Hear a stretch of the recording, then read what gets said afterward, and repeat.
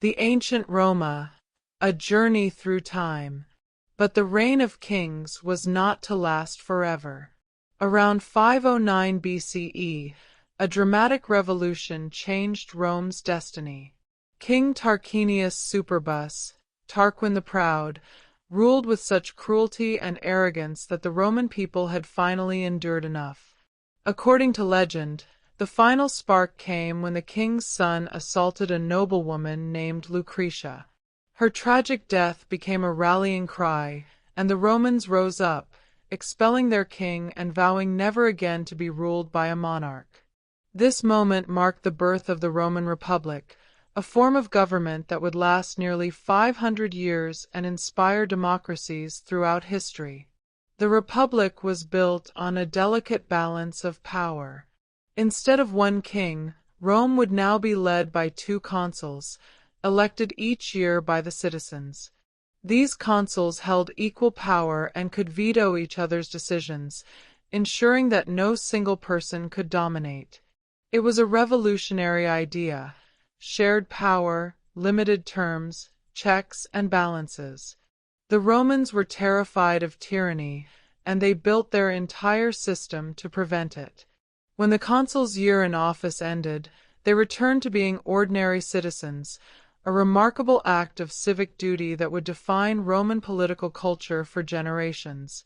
Alongside the consuls stood the Senate, a body of elder statesmen who advised on matters of war, peace, and policy. Though the Senate had no formal lawmaking power in these early years, its influence was immense. To be a senator was the highest honor a Roman could achieve, and these men saw themselves as the guardians of Rome's traditions and values. The phrase SPQR, Senatus Populusque Romanus, meaning the Senate and people of Rome, would become the Republic's motto, emblazoned on standards, buildings, and documents throughout the Roman world. Yet even as Rome experimented with this new government, the plebeians, the common people, found themselves still shut out of real power. The patricians monopolized the consulship and the Senate. They controlled the interpretation of laws, which weren't even written down but passed orally through patrician families. For a plebeian, this meant never knowing for certain what was legal and what wasn't. The frustration grew until, around 494 BCE, the plebeians did something extraordinary. They went on strike. They withdrew from Rome entirely, marching to a hill outside the city and refusing to return. Without the plebeians, Rome had no army, no workers, no economy. The patricians were forced to negotiate. The result of this first secession of the plebs was the creation of the tribune of the plebs, officials elected specifically to protect plebeian interests. Tribunes had an incredible power. They could veto any action by a consul or the Senate simply by saying veto, which means I forbid in Latin. The person of a tribune was sacred and inviolable. Anyone who harmed a tribune could be killed without trial. It was a dramatic concession, and it marked the beginning of a long struggle for equality that would reshape Roman society over the next 2 centuries. Around 450 BCE, the plebeians achieved another major victory: the 12 Tables, Rome's first written law code. These bronze tablets were displayed in the Forum where everyone could read them, making the law transparent and accessible for the first time. The laws covered everything from property rights to family matters to criminal penalties. While they may seem harsh by modern standards, calling for severe punishments and reflecting the patrician worldview, they represented a crucial step forward.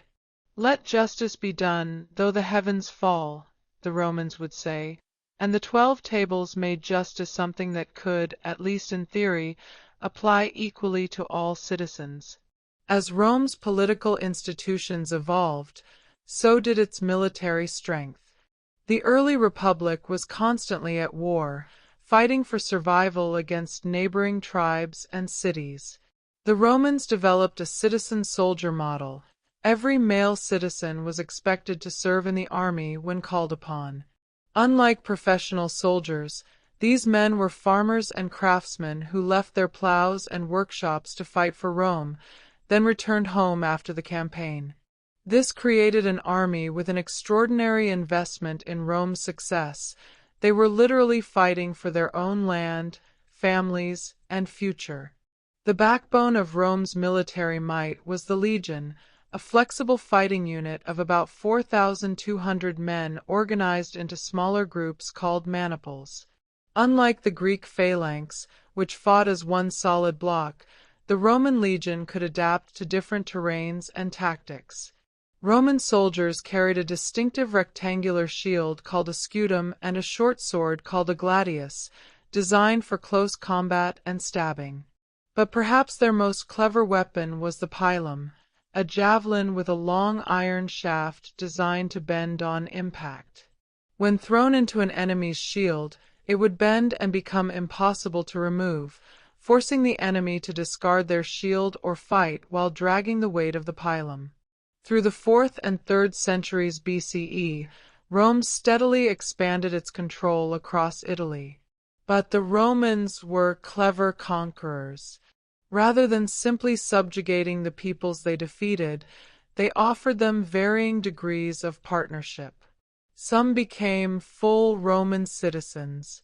Others became allies with their own autonomy but obligations to provide troops for Rome's armies. This system created a network of loyalty throughout Italy, turning former enemies into stakeholders in Rome's success. By 264 BCE, Rome controlled the entire Italian peninsula, transforming from a small city-state into a formidable power that was about to step onto the world stage. And so Rome's gaze turned outward, across the Mediterranean Sea to the island of Sicily. Here, Rome would encounter a rival that would test it as never before, the great maritime empire of Carthage. Carthage was a wealthy Phoenician city on the coast of North Africa, controlling vast trading networks across the western Mediterranean. For over a century, these two powers would clash in a series of conflicts known as the Punic Wars, struggles so epic that they would determine the fate of the entire Mediterranean world. The First Punic War began in 264 BCE, and it revealed something remarkable about Roman character. Rome had virtually no navy at the start of the war. They were a land power facing the greatest naval empire of the age. But the Romans, with typical determination, studied a wrecked Carthaginian ship and built an entire fleet based on its design. Within months, they had constructed over 100 warships. They even invented a new weapon called the corvus, a boarding bridge with a spike that could be dropped onto enemy ships, turning naval battles into the land combat where Romans excelled. After 23 grueling years, Rome emerged victorious, claiming Sicily as its first province outside Italy. But Carthage was not finished.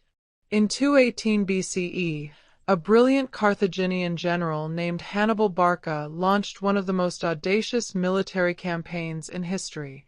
Rather than attacking Rome by sea where the Romans now had strength, Hannibal led an army of nearly 40,000 men, dozens of elephants, and cavalry from Spain, through Gaul, and over the Alps into Italy itself. The journey was horrific. Rock slides, freezing temperatures, and hostile tribes killed nearly half his army. But Hannibal arrived in northern Italy and began one of the most devastating invasions Rome would ever face. For 15 years, Hannibal ravaged Italy, winning victory after victory against Roman armies. At the Battle of Cannae in 216 BCE, Hannibal achieved what military historians still consider a perfect tactical victory. Using a double envelopment maneuver, he surrounded and destroyed a Roman army of 70,000 men, the worst military defeat in Roman history. Rome lost an entire generation of its young men in a single afternoon. The Senate, receiving news of the disaster, might have sued for peace. Instead, They refused even to discuss terms with Hannibal. The Romans would fight on, no matter the cost. What saved Rome was not just military might, but the loyalty system they had built across Italy. Despite Hannibal's presence and his victories, most of Rome's Italian allies remained faithful. They had too much invested in Rome's success, too much to lose if Rome fell. Meanwhile, Rome adapted its strategy.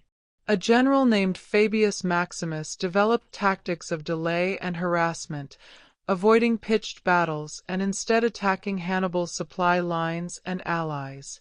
The Romans called him the delayer, and though some mocked his caution, his strategy slowly bled Hannibal's strength. The war's turning point came when Rome produced its own military genius, a young general named Publius Cornelius Scipio. Rather than continuing to chase Hannibal around Italy, Scipio boldly invaded North Africa, threatening Carthage itself. This forced Carthage to recall Hannibal to defend his homeland. In 202 BCE, at the Battle of Zama, Scipio defeated Hannibal in the first and only time the great general would lose a battle. The Second Punic War was over, and Rome emerged as the dominant power in the western Mediterranean. Scipio earned the honorific Africanus for his victory, and Rome gained vast territories in Spain and North Africa. The experience of the Punic Wars transformed Rome in profound ways. The long conflict had devastated the Italian countryside. Small farmers who had served year after year in the army returned home to find their fields overgrown and their families struggling. Many were forced to sell their land to wealthy patricians, who created vast estates called latifundia, worked by the thousands of slaves that Rome's victories had brought home. This shift from small independent farms to large slave-worked estates would create social tensions that would eventually tear the Republic apart. Victory also brought Rome into contact with the sophisticated cultures of the Greek East.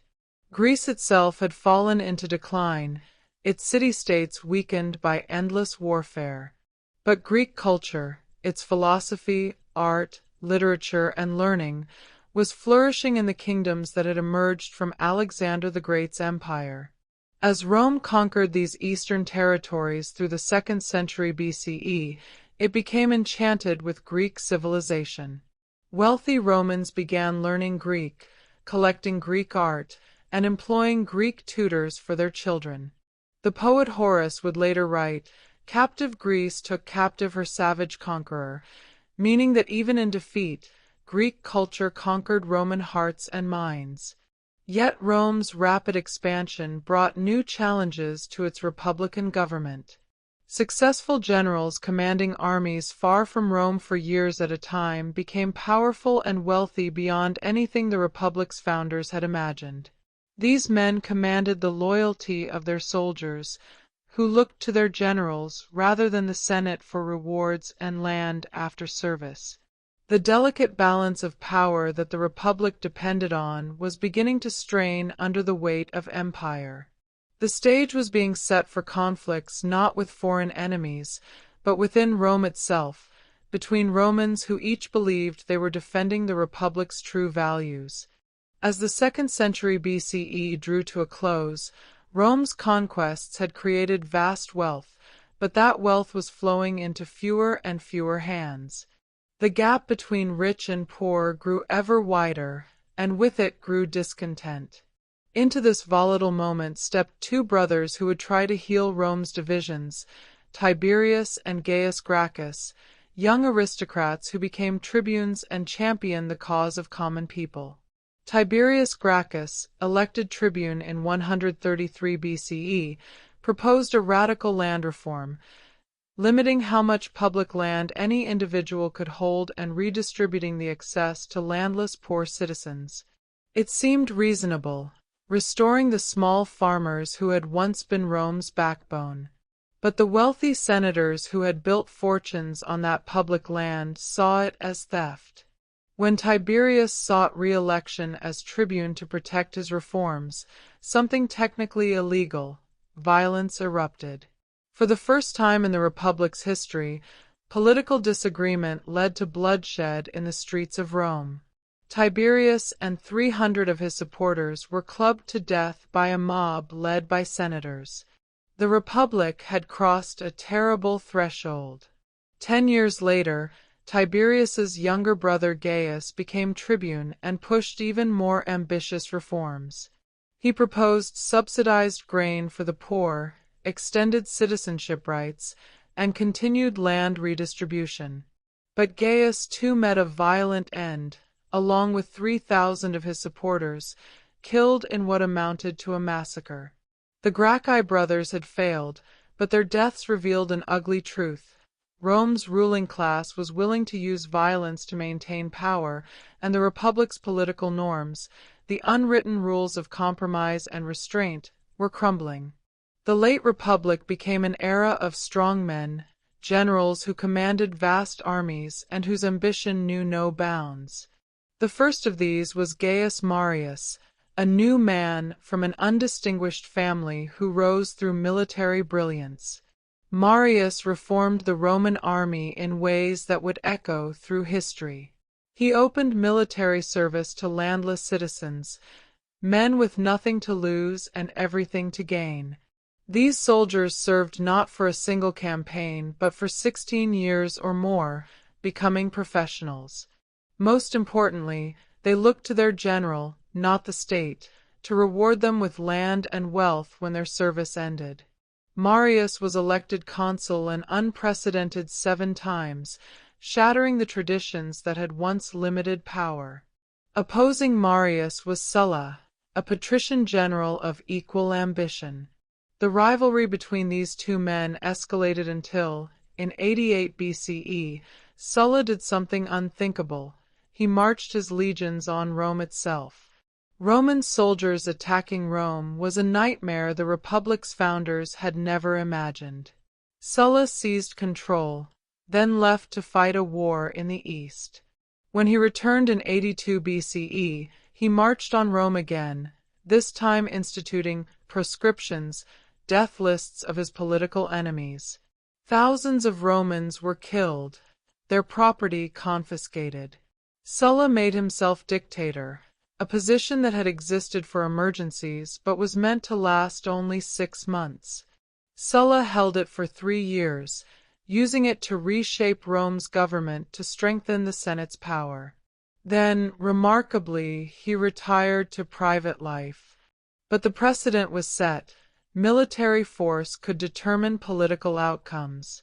Into this world of strong men came 3 figures who would write the final chapter of the Republic. Marcus Licinius Crassus was the richest man in Rome, having made his fortune in real estate and silver mines. He commanded legions and craved the military glory that would equal his wealth. Gnaeus Pompeius Magnus, Pompey the Great, was Rome's most successful general, having won victories in Spain, against pirates in the Mediterranean and in the East. He was handsome, popular, and proud, expecting Rome to honor him as its greatest hero. And then there was Gaius Julius Caesar, a patrician from an old but impoverished family, a man of brilliant intellect, magnetic charisma, and unlimited ambition. In 60 BCE, these 3 men formed an informal alliance historians call the First Triumvirate, 3 men effectively ruling Rome together, bypassing the Senate and traditional republican processes. Caesar became consul and then governor of Gaul, where he would spend the next 9 years conquering what is now France, Belgium, and parts of Germany and Britain. Caesar was not just a general but a gifted writer, and he sent back dispatches describing his campaigns in elegant Latin prose. His Gallic wars made him famous throughout Rome. Here was a general not just winning battles but bringing civilization to barbarians, expanding Rome's glory to the very edges of the known world. But in truth, Caesar's campaigns were often brutal. The conquest of Gaul resulted in perhaps 1 million dead and another million enslaved.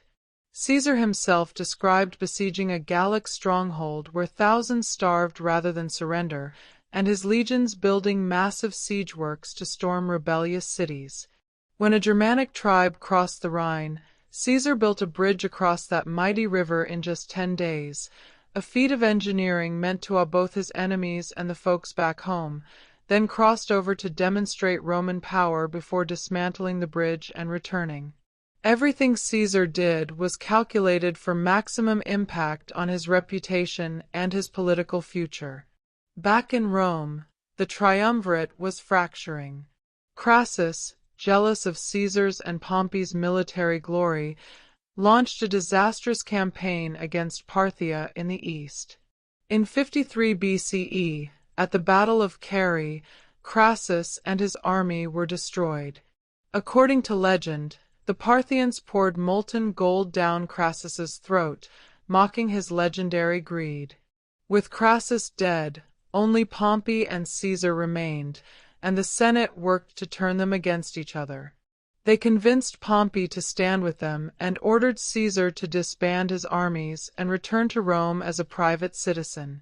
Caesar knew that without his army, his enemies would prosecute and destroy him. And so, in January of 49 BCE, Caesar made his fateful choice. Standing on the banks of the Rubicon River, the boundary between his province of Gaul and Italy proper, he knew that to cross with his army was to declare war on the Republic itself. Roman law forbade a general from bringing troops into Italy without permission.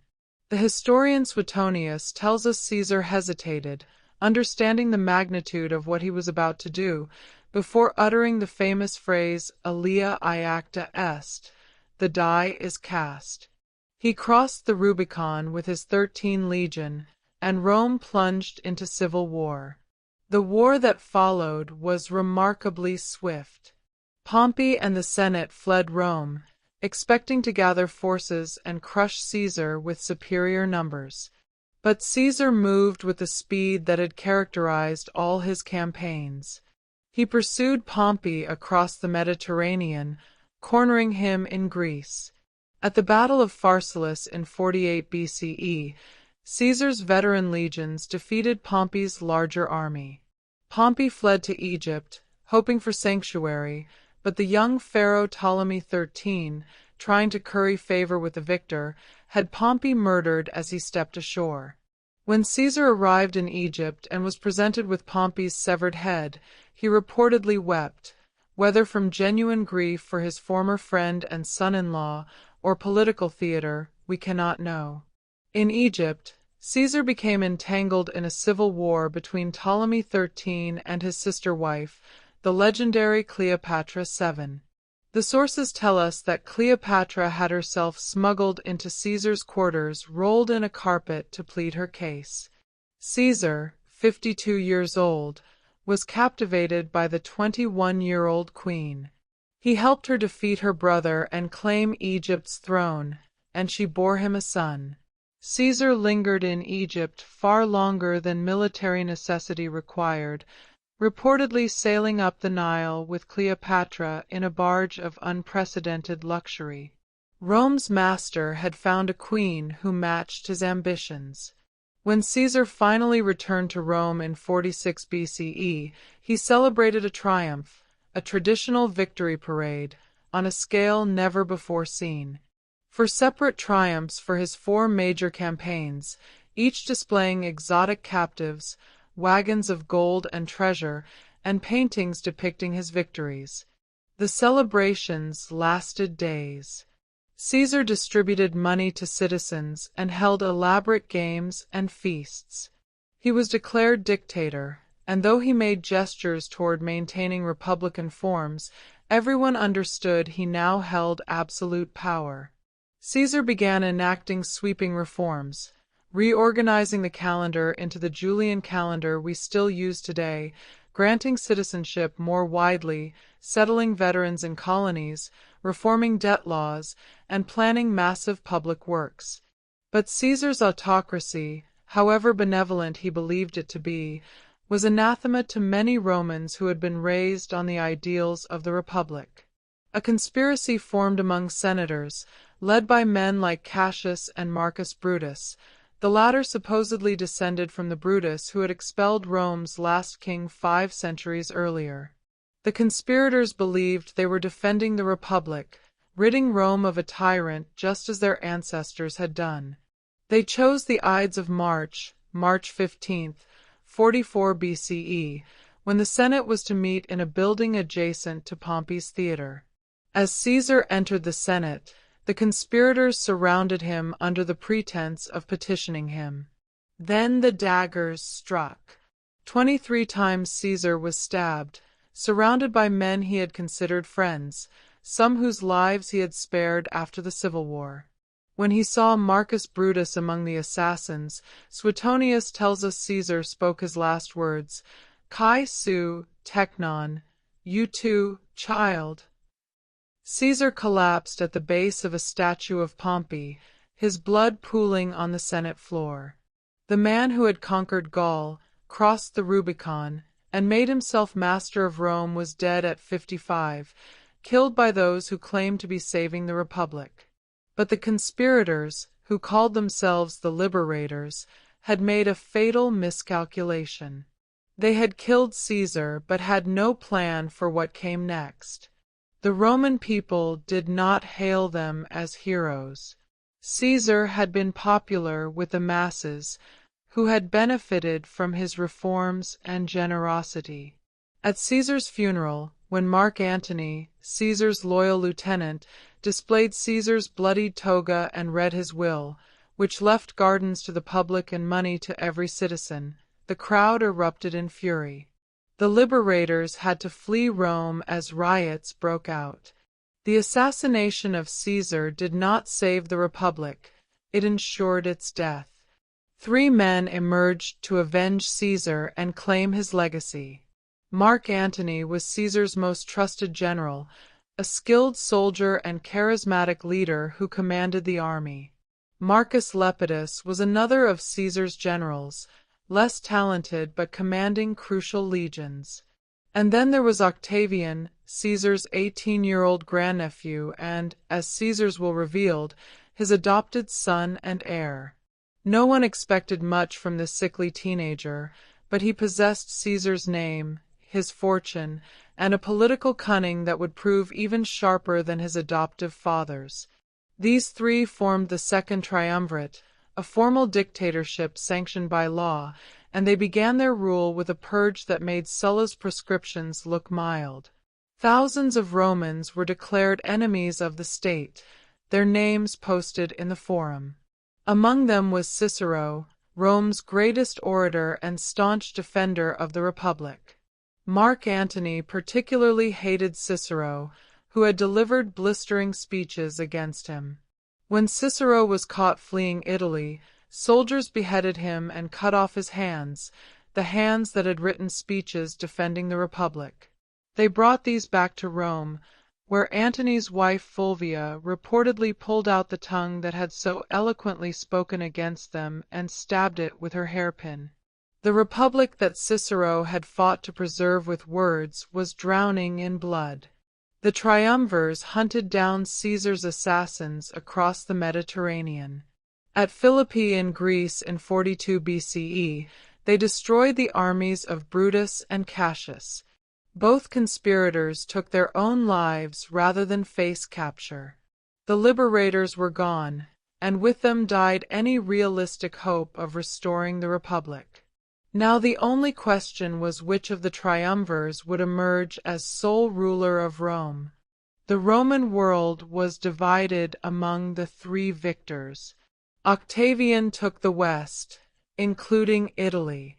Lepidus received Africa, and Mark Antony claimed the wealthy east, including Egypt, where he soon renewed Caesar's romance with Cleopatra. For a time, an uneasy peace held. But Octavian was methodically building his power base in Rome, portraying himself as a defender of traditional Roman values, while spreading propaganda that Antony had gone native, bewitched by an Eastern queen, abandoning Roman virtues for Egyptian luxury and decadence. The final confrontation came at sea.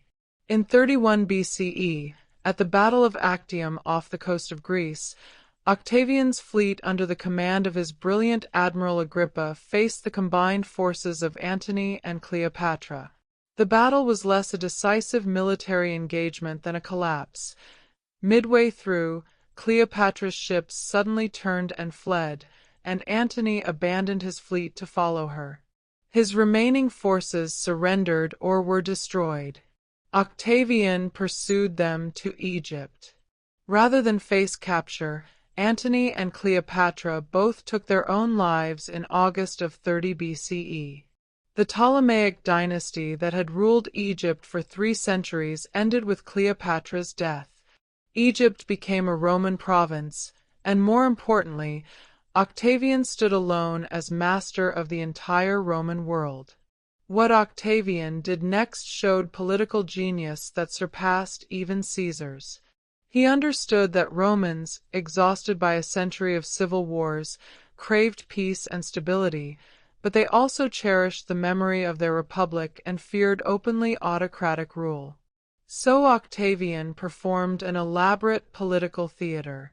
In 27 BCE, he appeared before the Senate and offered to resign all his powers and restore the republic.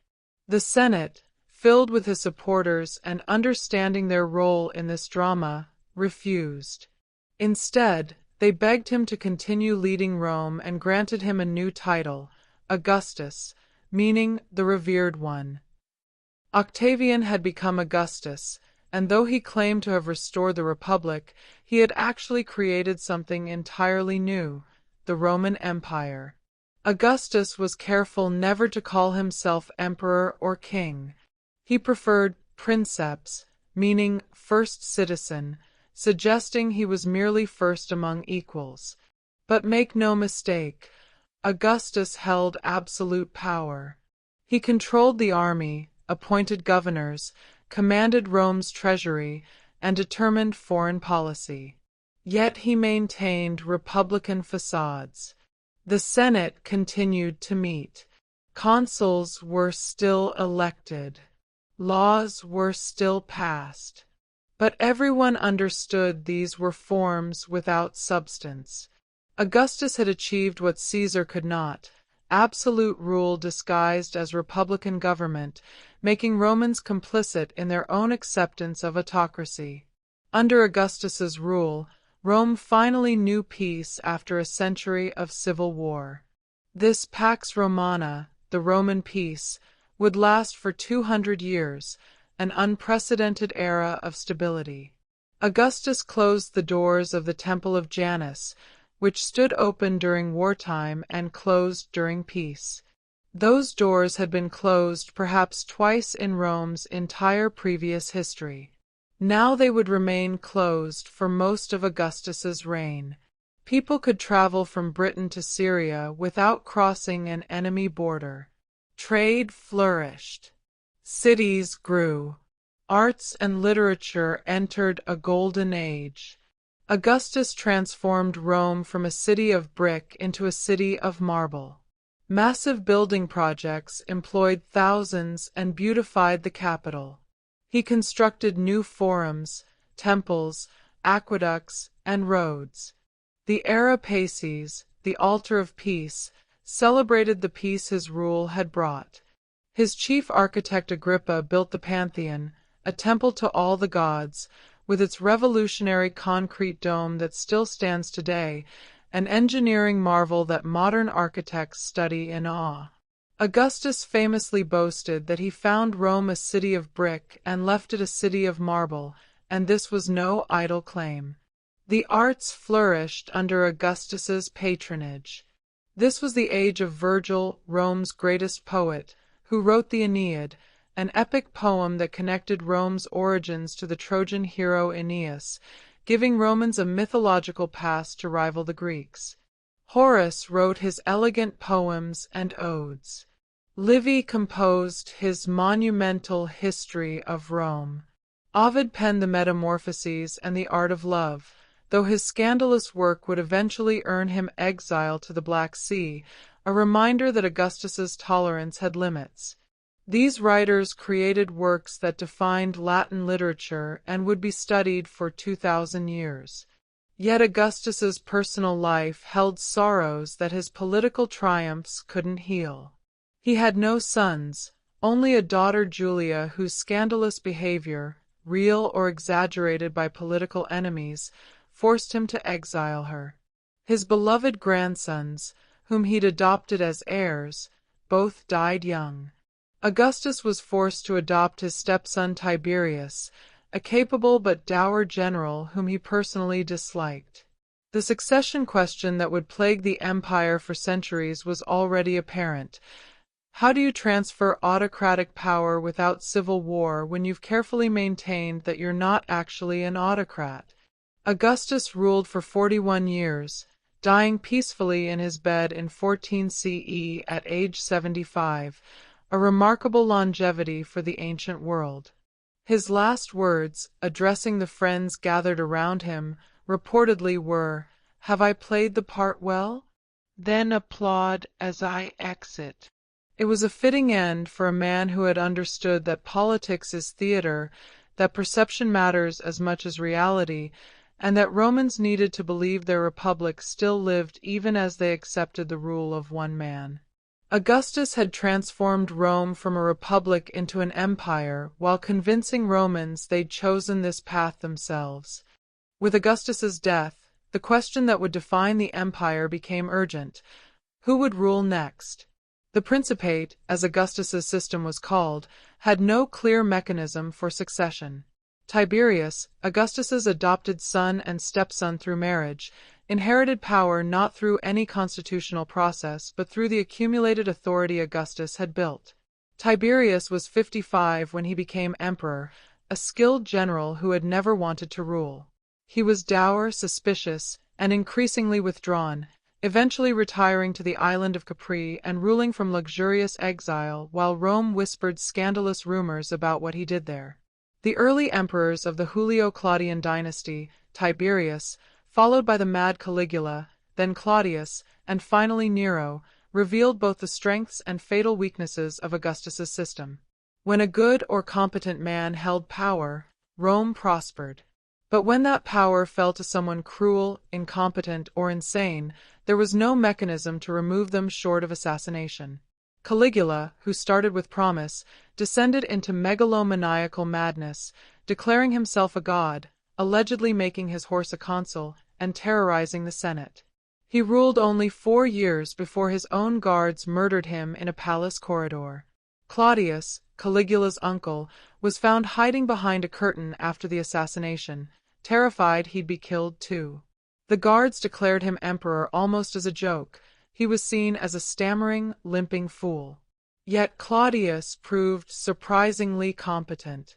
He conquered Britain in 43 CE, bringing that mysterious island into the empire for the first time since Julius Caesar's brief expeditions a century before. Claudius built roads, aqueducts, and the magnificent port of Ostia to feed Rome. He expanded citizenship and reformed the bureaucracy. But his personal life was chaotic. His fourth wife, Agrippina, allegedly poisoned him with toxic mushrooms to place her son Nero on the throne. Nero began his rule in 54 CE at age 16, guided by capable advisors like the philosopher Seneca and the Praetorian prefect Burrus. For the first 5 years, Rome prospered. But as Nero matured, his nature revealed itself. He murdered his mother Agrippina, his wife Octavia, and countless others he imagined threatened him. He fancied himself an artist and performer, forcing senators to sit through his interminable poetry recitals and theatrical performances. When much of Rome burned in the Great Fire of 64 CE, rumors spread that Nero had started it to clear space for his vast palace, the Domus Aurea, the Golden House, though this likely wasn't true. What is certain is that Nero scapegoated Christians, a small, strange sect, executing them in gruesome public spectacles. The Praetorian Guard had become kingmakers, the 9,000 elite soldiers stationed in Rome who theoretically protected the emperor but who held ultimate power over who wore the purple. When Nero's rule became unbearable, military commanders in the provinces rebelled. Nero fled Rome, and in 68 CE, with enemies closing in, he forced his secretary to help him cut his own throat. His last words reportedly were, "What an artist dies in me." The Julio-Claudian dynasty ended with Nero's death, and Rome descended into chaos. The year 69 CE saw four emperors, Galba, Otho, Vitellius, and Vespasian, a brutal year of civil war that proved the empire's great weakness. Without a clear succession system, any general with legions could claim the throne. Vespasian emerged victorious, founding the Flavian dynasty. He was a gruff, practical soldier from a middle-class family, utterly unlike the aristocratic Julio-Claudians. His reign brought stability and fiscal responsibility. Vespasian even imposed a tax on public urinals, famously telling his disgusted son, "Money doesn't stink." He began construction of Rome's most iconic structure, the Colosseum, on the site where Nero's Golden House had stood.